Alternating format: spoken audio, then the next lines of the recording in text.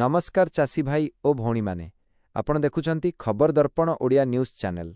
आजिर एही विशेष पाणीपाग खबर संपूर्ण भावे आपण मानंक पई चलंतु जानिबा 23 अगस्ट रविवार केउ जिल्लारे केमिति पाग रहिबो एवं कृषि कामरे केउ सावधानता अवलंबन करिबा उचित।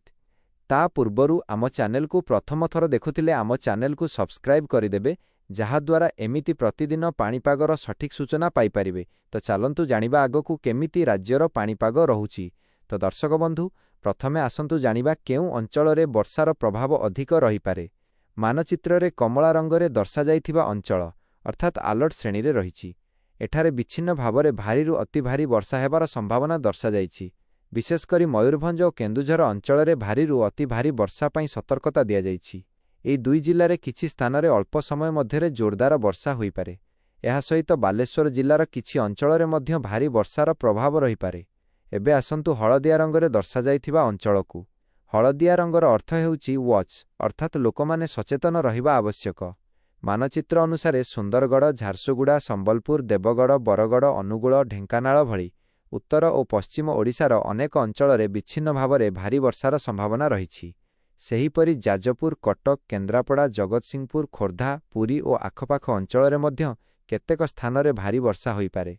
दक्षिण ओडिशार गजपति, गंजाम एवं रायगड़ा अंचलरे मध्य वर्षा सहित वज्रपातर संभावना मानचित्ररे दर्शा जाइछि। एबे आसंतु वज्रपात विषय जानिबा।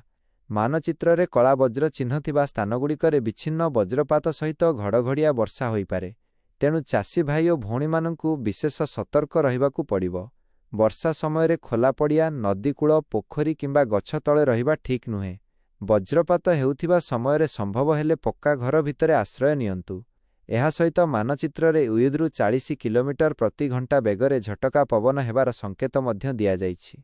तेणु घर बाहरे थिबा दुर्बल वस्तु, टीण, विज्ञापन बोर्ड किंबा अन्यान्य जिनिस प्रति सतर्क रहिबा भल। एबे वर्षार परिमाण विषय एक गुरुत्वपूर्ण कथा। मानचित्ररे भारी वर्षा भरु 11 सेंटीमीटर एवं अति भारी वर्षा धनरु 20 सेंटीमीटर बोली दर्शा जाइछि। तेबे एही मानचित्रटी जिल्ला भित्तिक निर्दिष्ट वर्षा परिमाण देउनाही। एहा प्रमुखतः केउ अंचलरे केउ श्रेणीर वर्षार संभावना रहिछि सेथिपई सतर्कता देउछि।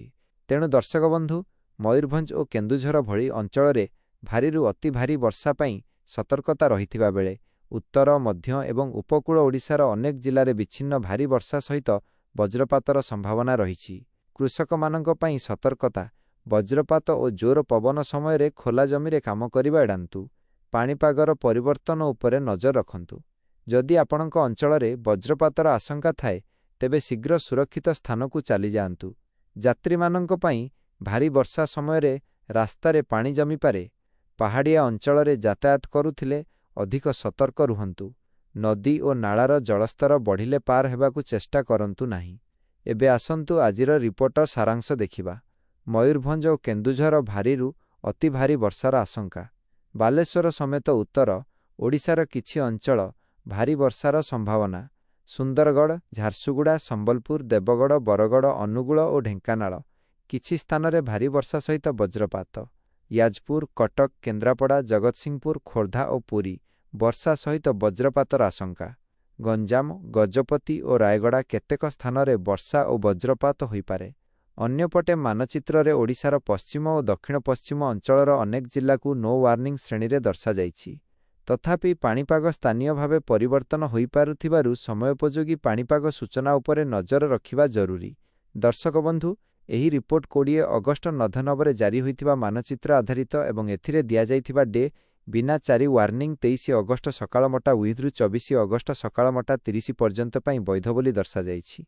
तेणु आपण माने निज जिल्लार स्थानीय पाणीपाग सूचना एवं अधिकृत सतर्कता को अनुसरण करंतु। आजि पई एतिकी। एही पाणीपाग रिपोर्ट आपणकु उपयोगी लागिथिले भिडियोटी को लाइक करंतु, निज सांगसाथी और परिवार सहित शेयर करंतु एवं एभली नियमित ओडिशा पाणीपाग खबर पई आम चैनल को सब्सक्राइब करने को भूलंतु नहीं। धन्यवाद। सुरक्षित रुहंतु।